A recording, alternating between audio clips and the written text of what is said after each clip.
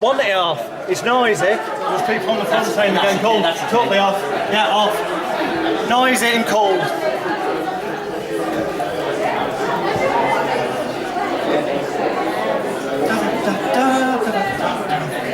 Yes.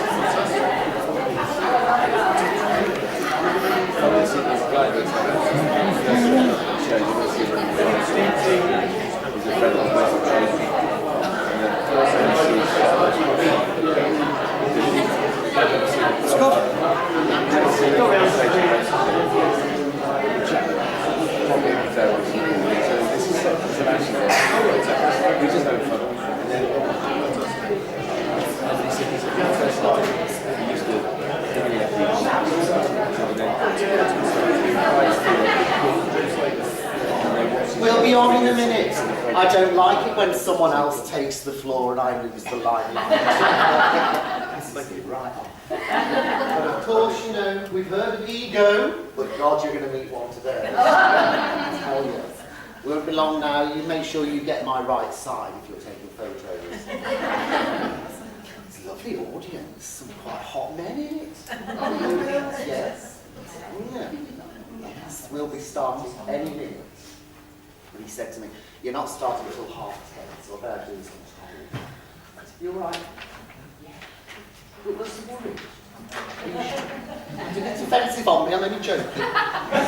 People have travelled miles. Thank you so much for coming. And I'm ever so pleased we've had such a good turnout because my catalogue bill is through the roof.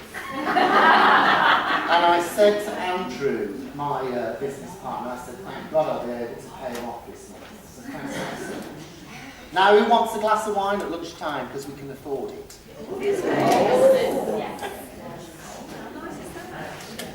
Those that don't drink means there'll be some left over for others so they can get some. I hate this. It's like school dinners, isn't it? You've got your ticket to get right? Set a bar up out there.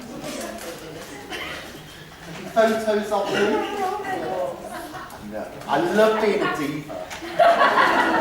And this event is great. I tell you what, I expected about, when I put it on, I thought maybe we'd get 20, 30 people. And as you know, I mean, I'm not one for drama.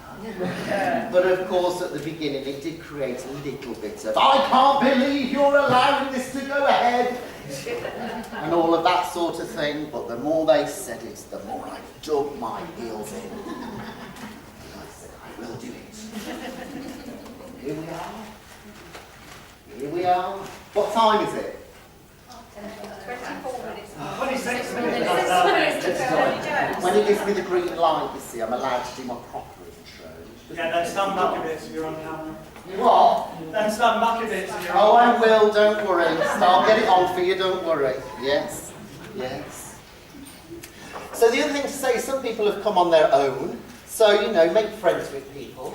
The one thing I love about the hypnotherapy profession is that it's just not political. And the love is in the air all the time. Feel it, can't you? The joy of love. Someone has an opinion and it's to be appreciated. Yes. And today, of course, we're going to be listening to a number of opinions from someone that is certainly not beige. Certainly not beige. And brings a history of colour more than I could ever dream of. So we're going to learn quite a lot. Yes. Tell me when I have to stand back. Stand back, sorry, go on. Come on. Got a couple of minutes, go for it. I'm going to do it properly for you.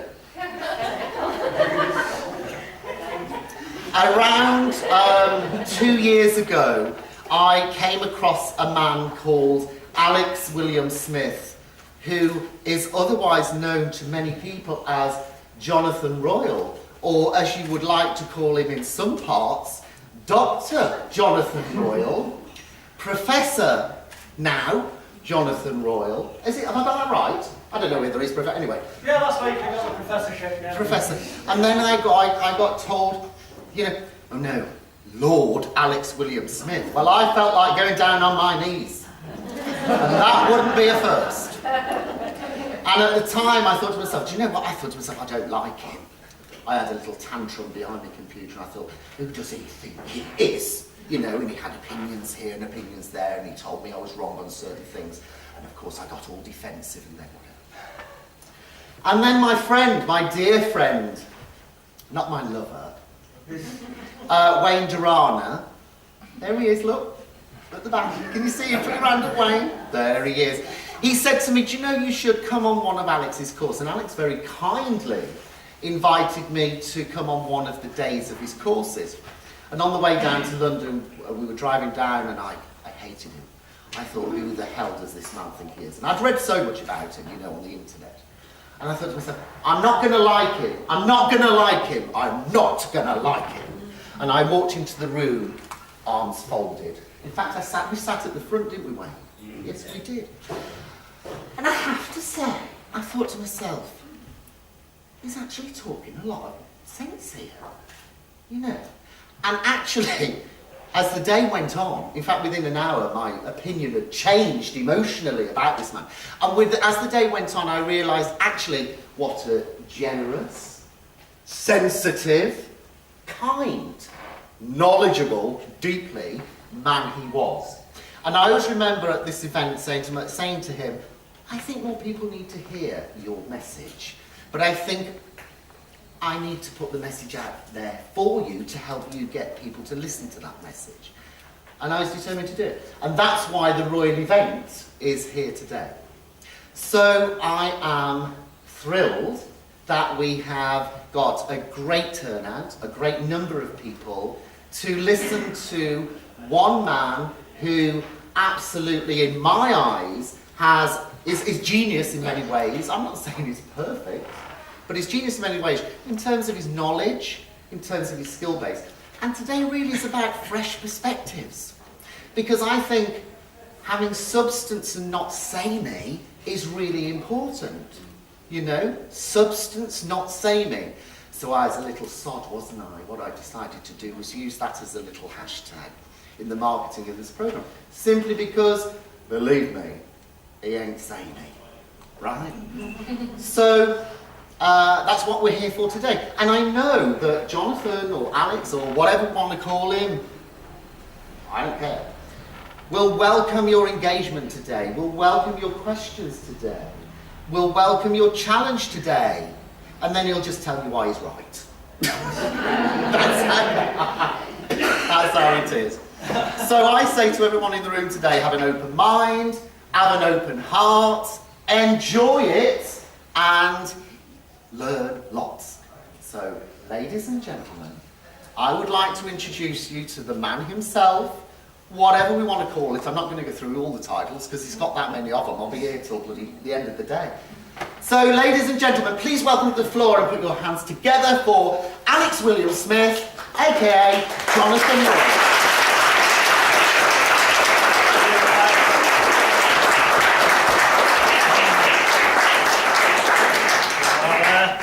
Good morning! Morning! Tremendous, you are on the way. There is a plus point. It's not starting until 10:30 a.m. I normally start events about 9 o'clock, don't finish till 6, so over the course of 2 days, it's like doing 3 of these over 2 days. So in advance, I apologise. There is no way on this planet that today I can share with you all the stuff that I would like to share with you.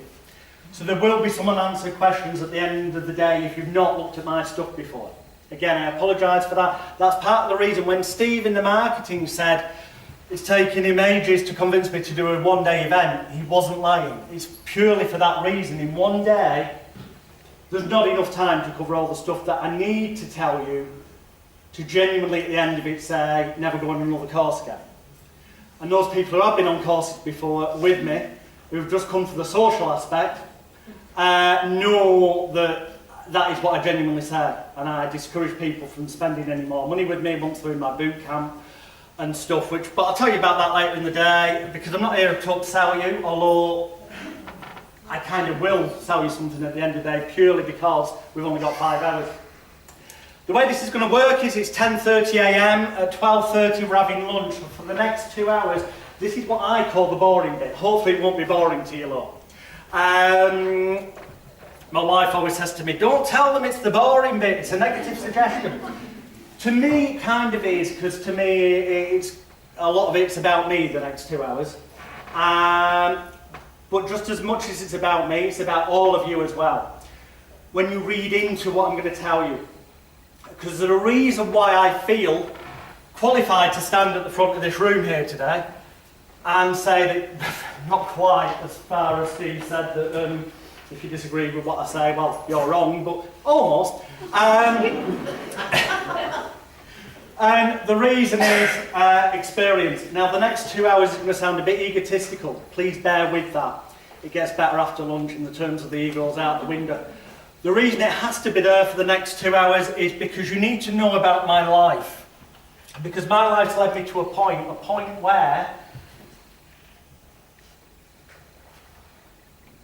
it's not just theory from a book. I've been there, done it, worn the t-shirt out, the stuff I'm going to share with you. And the stuff I will demonstrate this afternoon. So lunch will be at 12:30 to 1:30. 1:30 prompt, I will start in here. If you're not in the room, I'll be starting without you. We've got to be strict with time because I've got so much to share.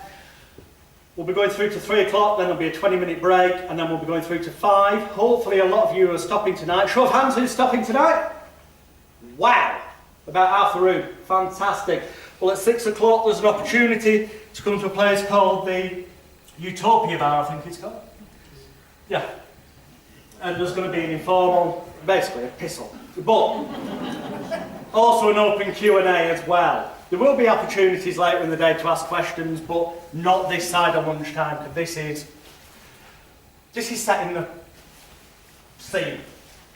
So, why do I, at the age of 42, which I was in August just gone, why do I, at the age of 42, feel that maybe I've got 1 or 2 things I can share with you that may prove to be of immense use to you if you choose to put them into action. To tell you this, I kind of have to start at the beginning. And on the 13th of August 1975, I was born. And I was born, my mum and dad were travelling with Gandhi's circus. My mum was doing a sharp shooting, whip cracking, knife throwing western style act, and my dad was doing under the name Tizzy the Clown clowning, but then also under the name The Amazing Etna he was doing Ladder of Daggers, fire eating, dancing on broken glass, and all this weird, what we call yogi fakir stuff. And we were supposed to, when I was going to be born, my expected date was about 2 days before, but anyway, 13th of August, we would have been in Wales. No offence to anyone in Wales, but my dad didn't want me to be Welsh. So, as the circus left Wolverhampton area, I was taken to RAF Cosford, where my granddad worked, and on the army base, as it was then, I was born in the army hospital, and then 2 days later, taken to Wales. Purely and simply, so that I wasn't born Welsh. Seriously, no offence to anyone who is Welsh, but that was down to me. I like your dad beforehand.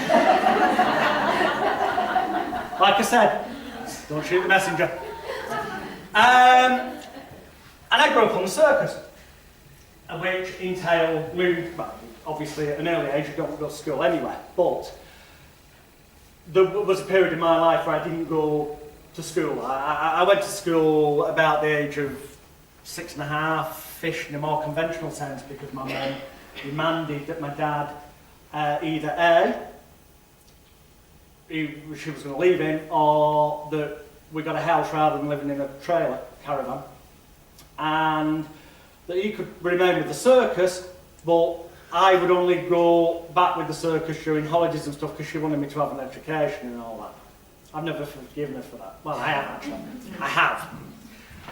You have to forgive, that's a theme later in the day. So yeah, I was born on the 13th of August 1975. Looked a little bit different. That is moi. And as I say, I was born on the circus. Do I actually have a picture? I mean, I could have sworn. No, we haven't got the racist picture. I thought there was a picture of my dad. Apparently, no, never mind. And at the age of 3.5, to be precise, it would have been about September 1978, I debuted, as you won't see that probably from the back, but on this little old picture, it's on my website, but in the middle there is a little clown, and that little clown is me. And I was performing from the age of 3.5 in the circus ring. Some days 2 shows a day, but performing 6 days a week from the age of 3.5. And looking back on it now, wow. What that taught me about hypnosis, I didn't realise at the time, but it'll become clear as we go on. It's fucking immense, to use the language.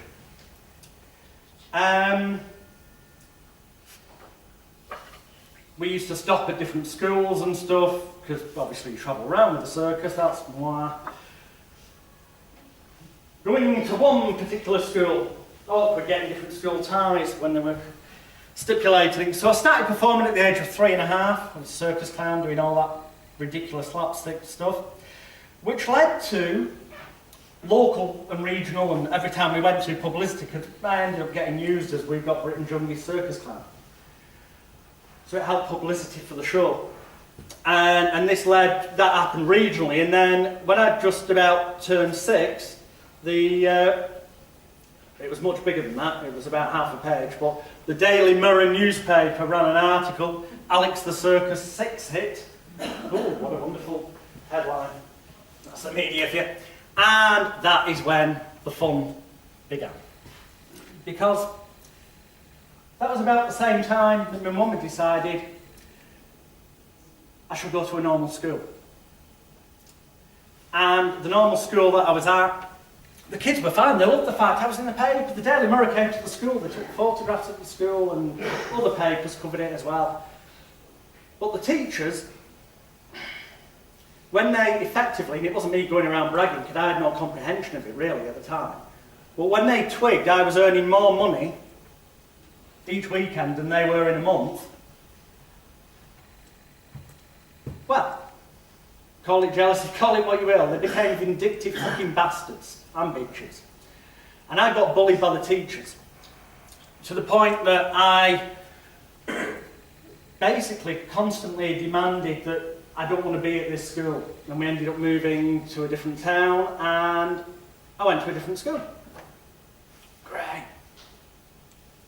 Teachers were brilliant. Unfortunately then, I ended up on television at the age of 8, again, as Flap the Clown. And that's when I found out that old saying, sticks and stones will break your bones, but names will never hurt you, is the biggest pile of bullshit that anyone has ever written or said. Break your leg, it heals. Stuff goes in here. It's always there. It's how you choose to deal with it or not that makes the difference. And I didn't deal with it particularly well. And a sick mind Freud, better known to some of you, Sigmund Freud, once said, the majority of therapists are merely people who are searching for answers to their own problems. Well, I started rebelling because I put down this bullying at school as being all my dad's fault because the performing and stuff when I was young, and I didn't really have any choice in that. So I blamed my dad. And there was conflict, but by this bloody point, I'd got Pavlov, Emil Kuh, both of them would say, the classical conditioning. I'd got conditioned to the sound of applause, and also an audience laughing, which was appropriate, because if you don't get laughs as a circus clown, you're doing something wrong, really. You know, there's a time and a place for everything, but for that, the laughter was quite important. So I got used to the laughter, because that meant I was doing something right, applause. And you could argue, from a psychological viewpoint, got conditioned to that. Whereas in school and so-called normality, I was bullied. I was the odd one out.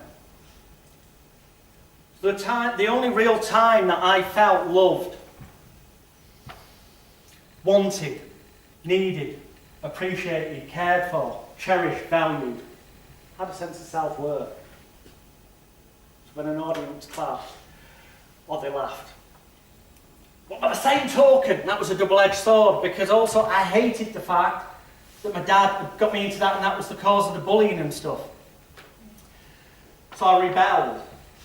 And I rebelled by not wanting to be a circus clown anymore. I thought if I get the circus clown nose off, that'll be fine, then they'll stop bullying me. That was the ironic thought I had. I didn't, at the time I didn't compute it was about the fact it was in the newspapers and on TV and all that kind of stuff. I thought it was because I was with the red nose on. And I got into magic because when I was, I started getting interested in magic when I was about 4.5. We worked on the Golden Mile in Blackpool. And back then Blackpool was the Las Vegas of the North, not the shithole it is now for stag and hen night. There was actually, you know, it was the entertainment capital of England at the time. And we're on the Golden Mile at a thing called the Paul Daniels Magic Museum. And basically Paul was just making it massive on telly at the time in 1979, 1980. And this Jewish guy, I'm not quite sure why I need to point out, but he was Jewish. He could, excuse the gag, because it's not funny, but he could smell that there was money in Paul Daniels' name. So he hired this venue and he said, Paul, I'll hire some props off you you've used on TV. He put video screens in there, a bit like Ripley's Believe It or Not, where you get to see. And they called it the Paul Daniels Magic Museum, and me and my dad were on the front, on Blackpool front, doing a net guillotine illusion to get a crowd and then convince them to pay money and go in. And Paul Daniels Jr., Paul's drug-taking, career criminal son, was appointed to us to work on the front, so we could say that Paul Daniels was there. No, he wasn't. It was his son, but he was called Paul Daniels. But he was very rarely there. He was normally in the arcade, gambling. That's semi irrelevant. But the thing is, that Paul Daniels had come down now and again, or his mum. And inside they were also selling magic tricks. So money I was earning, I was buying these magic tricks and I was learning them. And I was fortunate enough, Paul Daniels showed me other ways of using them and stuff. And I really got into the magic side of stuff. So when I was about 8, I thought, this is it. I'll put a magic act together, refuse to do the clowning, and I'll start doing magic shows. Because I'll still get the applause. And if I'm telling gags, hopefully, I'll get the laughter at the right times. But I won't have the red nose, the bullying will stop. Unfortunately, he didn't. I just found that the older kids got, the more creative they got with their bullying. But the magic did teach me stuff. Oh, trust me, at the moment, this might seem like, bloody hell, what's this got to do with hypnosis? Trust me, before lunch you'll see how all of what I've told you is relevant. But I'll go into the magic stuff, so I don't know, you just said. Lisa, pick a card, Lisa. Anyone will do. Today, nice. Yeah. Show everyone, tell me when you've done that. Yeah? Have you done it? Yeah. Fantastic. Just say stop. Stop. Before I finish. Just say stop. Stop. Place your card there. Right next to the King of Clubs. That would make it too easy. So we'll place your card in that half. Give the cards a little shuffle. And I'm going to try and turn your card face up about the middle of the deck, behind my back with one hand. Obviously, I need to know what your card was. What was it? You can tell me now, because it's behind my back. Okay. 10 of diamonds. 10 of diamonds, okay. So I think I'm going to go with that card, and we'll put it roughly about the middle. Remember, if your card is face up in the middle of the deck, you go mad with applause, like it's the best thing you've ever seen, so they wonder what's going on downstairs. Obviously, if I get it wrong, then it's a load of bollocks. It's early. So let's have a look. We spread through the cards. There's one. Oh, fuck. There's one card face up. Not only did I find your card, Lisa, I turned it into an entirely different one.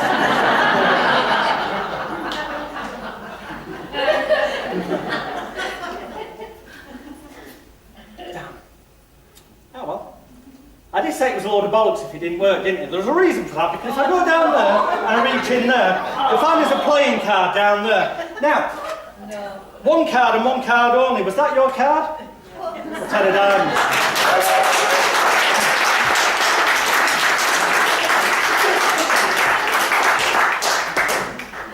And again, you might think, what has that got to do with hypnosis? A hell of a lot, as I will explain as the day goes on.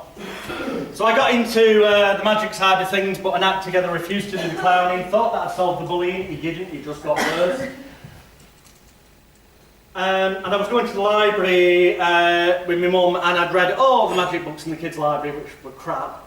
And I found the magic books in the adult library, and she was renting them out for me, because you couldn't take stuff out at that time from the adult library on the kids' library card. So I go, I want them ones, and she get them for me. And in the library, it's still like this, certainly in Manchester. I don't know if it is if it's the same throughout England.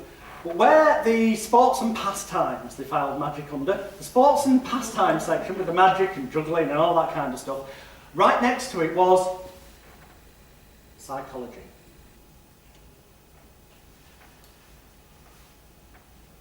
And one day I saw this book there, and it was called How to Win Friends and Influence People by Dale Carnegie. And I looked at that book, the spine of it, and I thought, this could change everything. Because it says how to win friends and influence people, and if, you know, then that means they won't bully me. So I got the book, and I read it. And I can guarantee you this much. As much as it's a good book in some regards, it's fucking useless when you're dealing with kids. And in truth, if you take it literally, and that's why you shouldn't take anything I say literally today either, if you take it too literally, it's fucking useless for adults as well. Example being, a person's name to them is the most beautiful word in the English language. It is when used correctly. But there's nothing more annoying than that cunt, excuse the language, in the pub who you've never met before, who comes in, who thinks he's your best friend, finds out your name, and every other bloody sentence calls you by your name like he's known you for years. There's nothing like that to make you want to smack somebody in the gob. Which I'm pretty certain isn't what Dale Carnegie was intending. So there's a lesson to be learned there. Don't take everything too literally. You have to put things in context. In certain contexts, things are relevant. In others, they may not be. So the quest started. And I started reading psychology, self-help books, self-hypnosis books. By the time I was about 12, approaching 13 probably, after years of pretty much physically getting hit practically every day by somebody in the school, I read this technique, Emile Coué, law of reversed effort, which essentially said that, for example, you may have seen hypnotists do lock people's hands together and they go, try to separate your hands. The more you try, the more they're locked, glued, well, cemented together. And the idea of the word try implies that you won't be able to do it. It's a suggestion. Yoda sums it up perfectly in the Star Wars films. Do or do not, there is no try. I can't do impressions by that.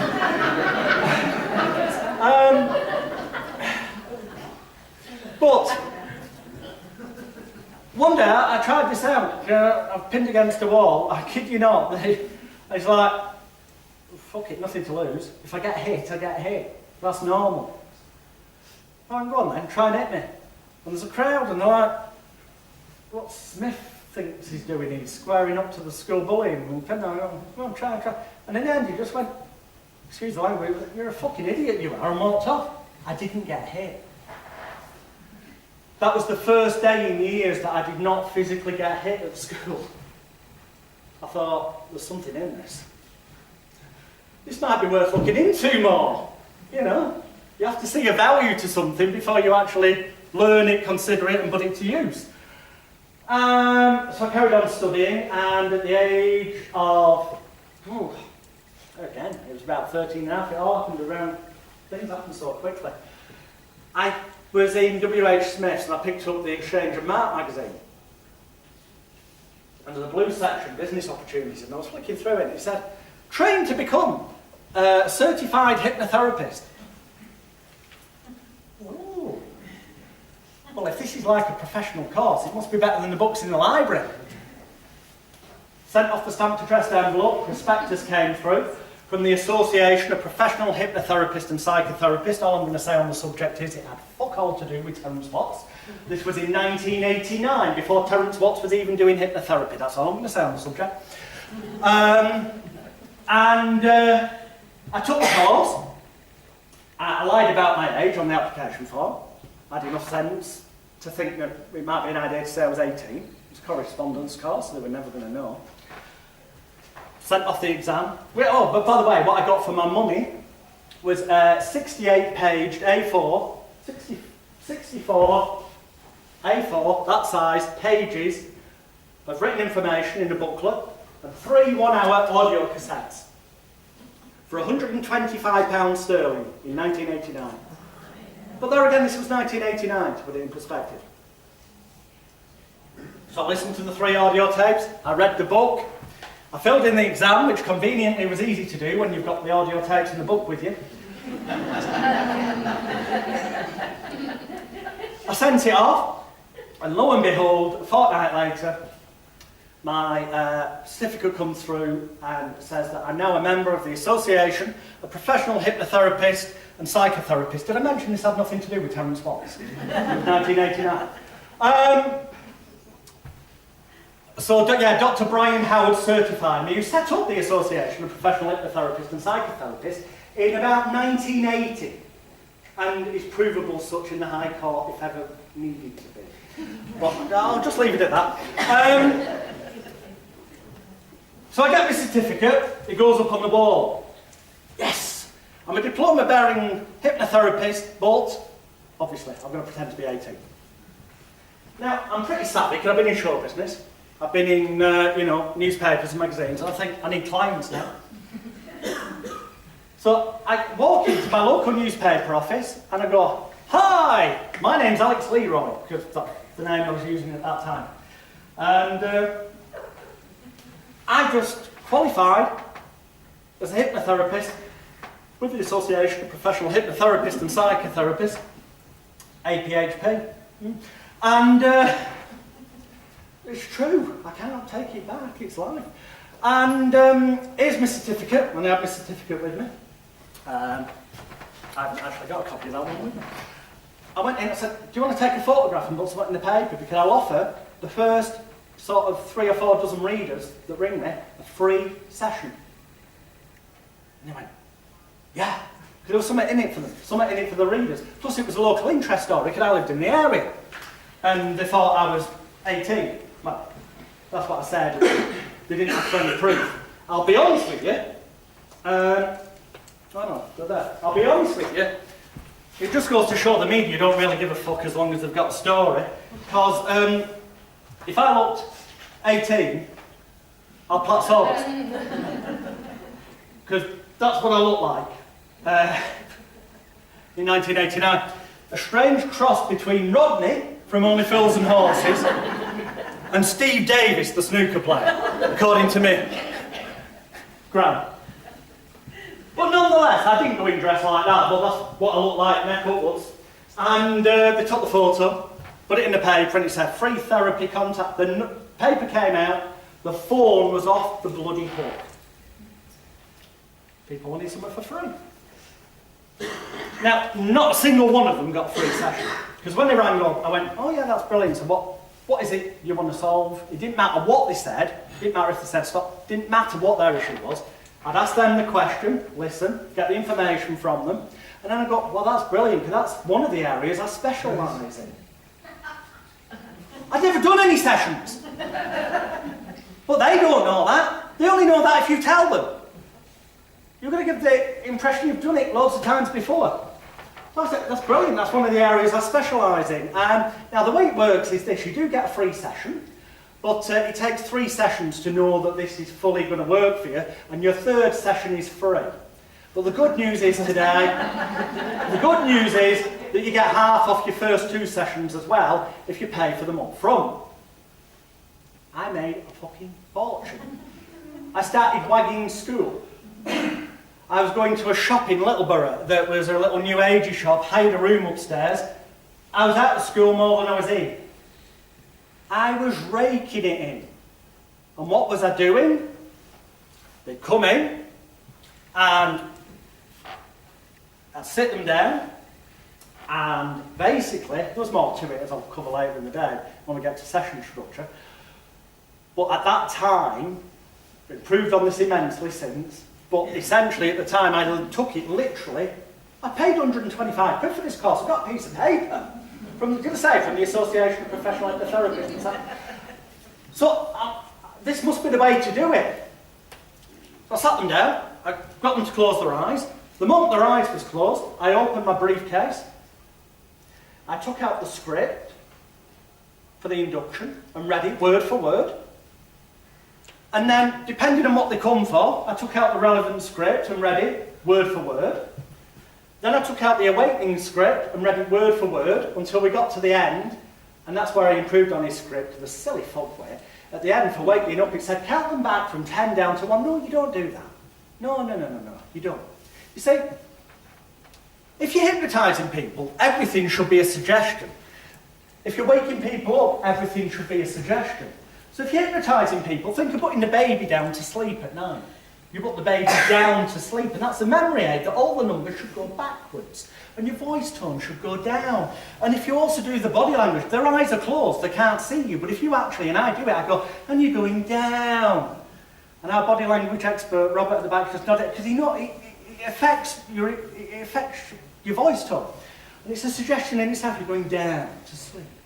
And it is that stereotypical, the deeper you go, the better you'll feel, and maybe a bit of a yawn with that. And because all of this is a suggestion. So when you're waking them up, it should be the direct opposite. So the numbers should be going upwards like you're waking up in the morning. So I tweaked it, you counted from 1 to 10. When I got to about the number 8, I put the script away in my briefcase, because I could remember 9 and 10.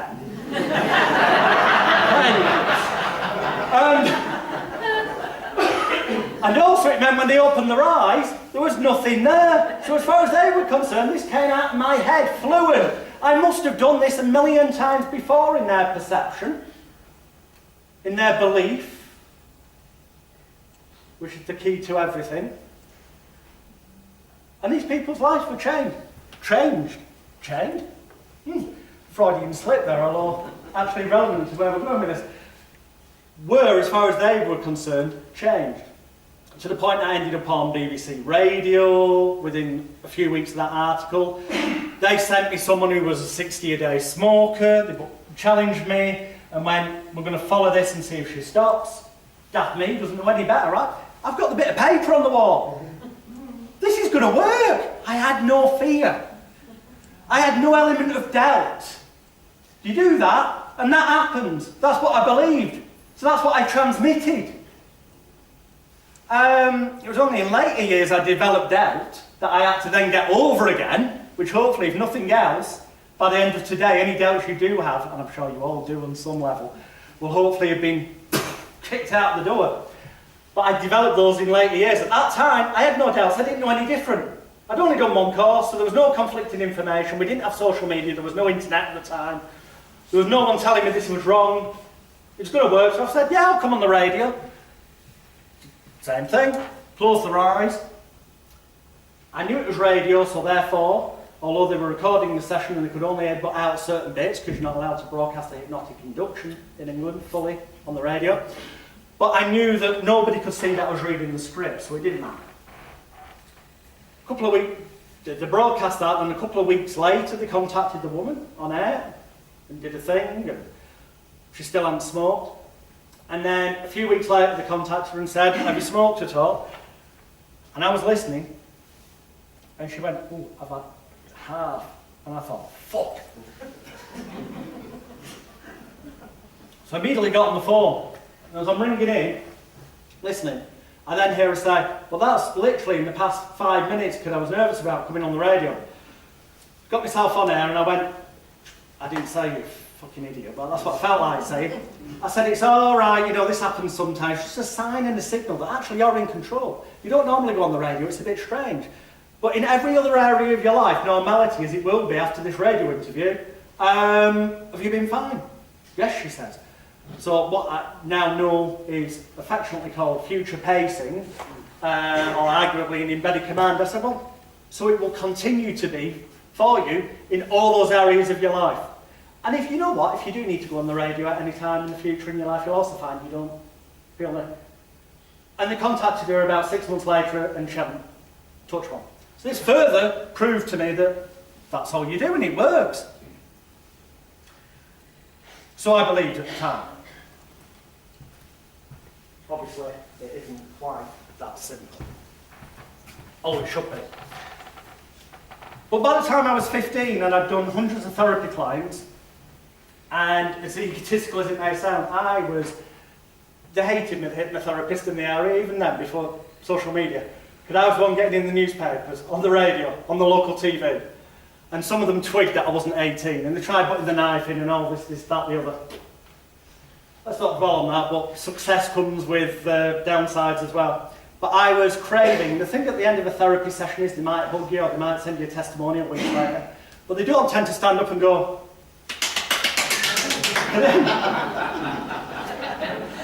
so there was a gap inside me, you might say, a hole that wasn't being filled. I wasn't getting that feeling of being loved, wanted, needed, appreciated, cared for, cherished and valued.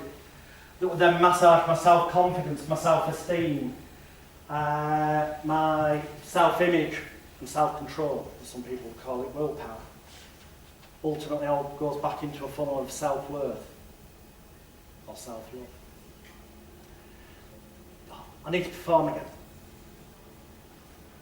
So I went back and I listened to the 3 one-hour audio cassettes and I read the 68-page manual that I got from a place. And I went and booked the top of the United Services Club in Haywood. I was 15 years old, 1990. £25 it cost me to book. It would seat up to 300 people, this venue. I got posters done, booked them all around Haywood, Rochdale, Bury and all this. £5, come and see the hypnotist. We had about 100 people show up on the night, because that's the only advertising I did. And yeah, that was in 1990. When I look something like that.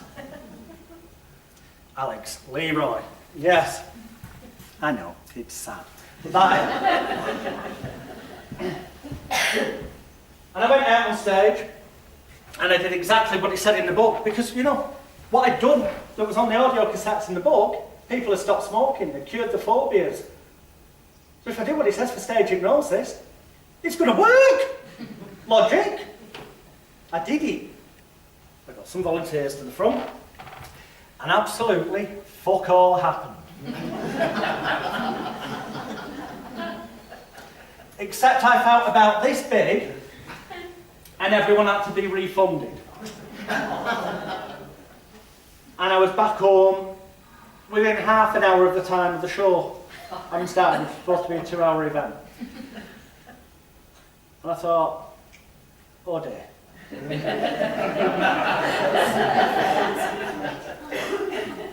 What have I done wrong? I've done exactly what it said on the audio tapes and in the book.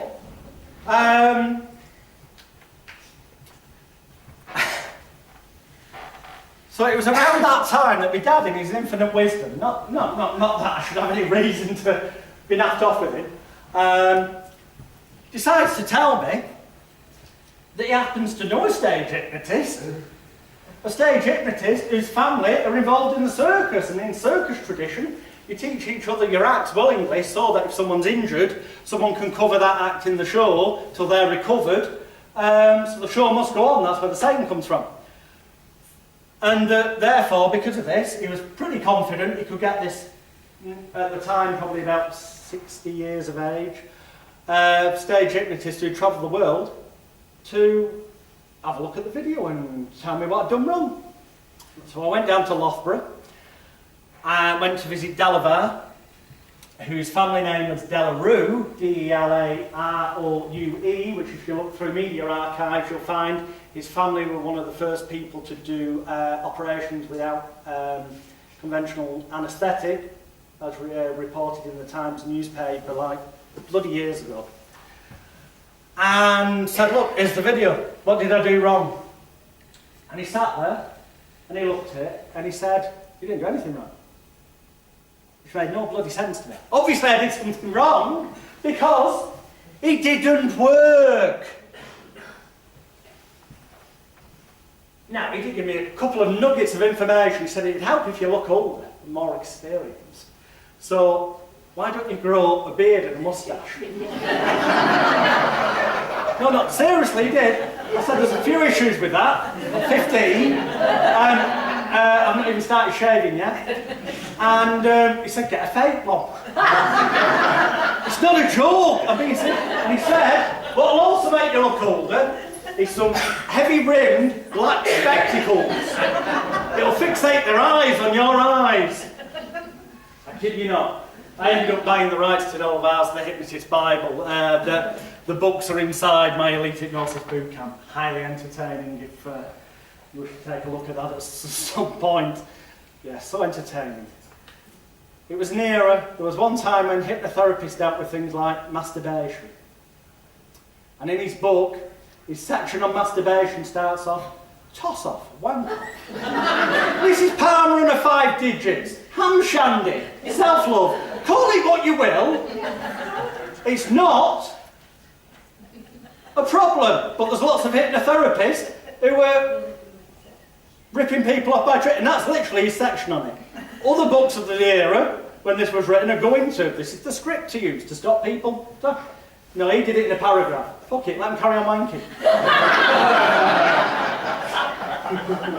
So, this is, it's kind of, this is all relevant. Trust me, it makes more sense as the day goes on, but you need to know this stuff.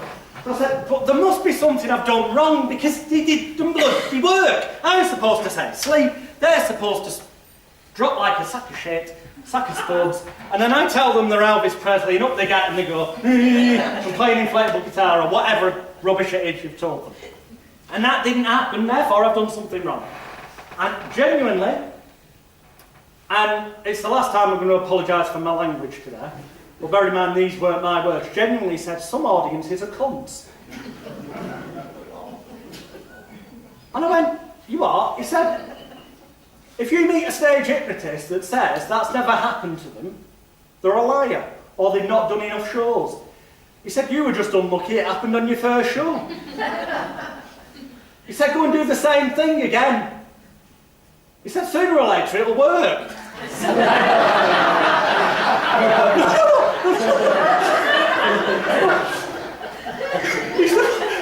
well, this is for the jewel, but it isn't. This is my life.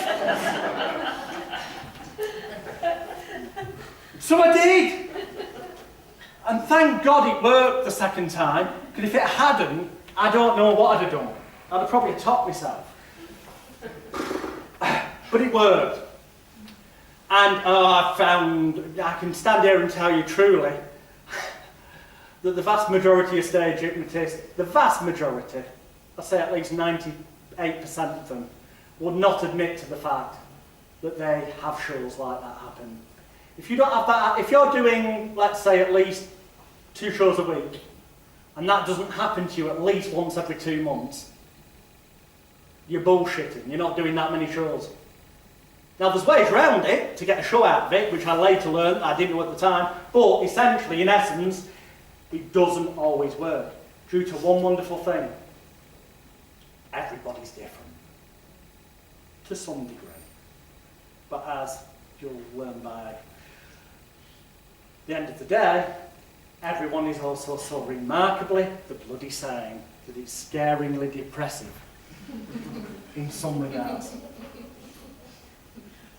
So then, always the optimist, or always the idiot, I thought I need to stand out a bit more, so I went and invested in, rather than the rather camp look I had before, I went and got specially made, tailor-made suits, One half was pinstripe, one half was checked.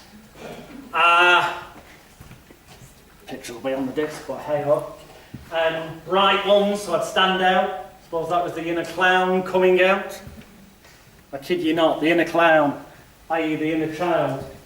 Because I got used to, there was an anchor there, as they call it in NLP. An anchor that clowning meant laughter, applause. It meant you felt loved, wanted, needed, appreciated, cared for, cherished and valued. Therefore it would build up your self-confidence, your self-esteem, your self-image, self-control, which leads to the funnel of self-worth, self-love.